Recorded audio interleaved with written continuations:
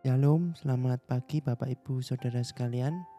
Pada hari ini Senin 14 Agustus 2023, sebelum kita memulai aktivitas kita, sebelum kita membaca dan merenungkan firman Tuhan, mari kita awali dengan berdoa terlebih dahulu. Mari kita berdoa. Tuhan Yesus, terima kasih Tuhan untuk pagi hari ini.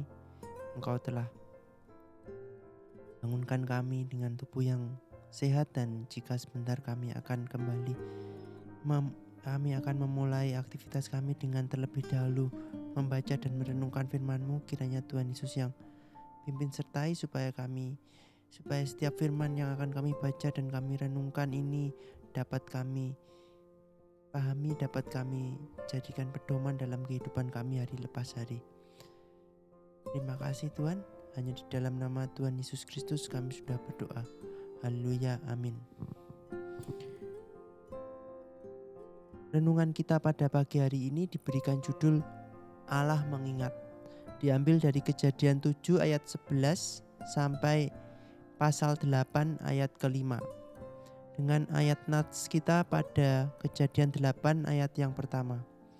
Maka Allah mengingat Nuh dan segala binatang liar dan segala ternak yang bersama-sama dengan dia dalam bahtera itu. Dan Allah membuat angin menghembus melalui bumi sehingga air itu turun. Ada kalanya seorang ibu atau ayah dibuat marah oleh anaknya, terutama ketika sang anak tidak mematuhi mereka. Namun, semarah-marahnya orang tua, kasih sayangnya kepada anaknya selalu lebih besar dari amarah yang ada di hatinya. Itulah pula gambaran tentang Allah. Setelah Allah marah kepada manusia karena ketidaktaatan mereka dan menghukum umat manusia dengan air bah, maka amarah Allah akhirnya surut juga. Dan seiring dengan surutnya amarah Allah, maka hukuman Allah pun perlahan sirna.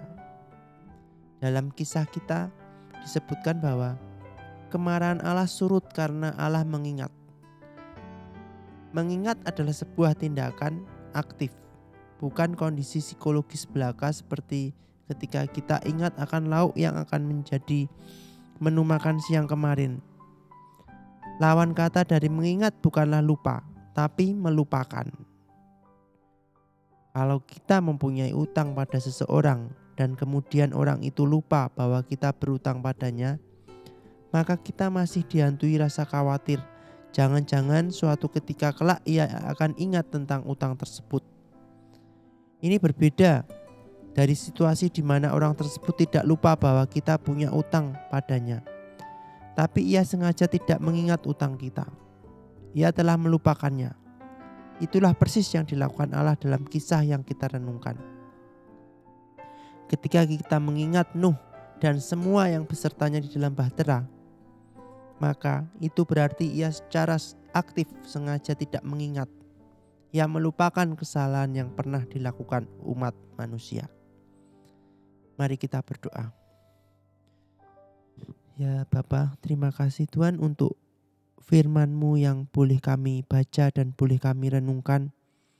Terima kasih karena Engkau tidak lagi mengingat-ingat kesalahan kami Tuhan.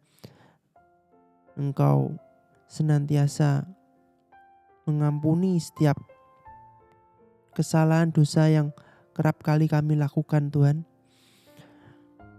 Dan biarlah melalui kasih-Mu itu Tuhan, kami tidak menyia-nyiakan kebaikan-Mu Tuhan, dengan kami berbuat seturut dengan rencana dan kehendak-Mu dalam seluruh kehidupan kami.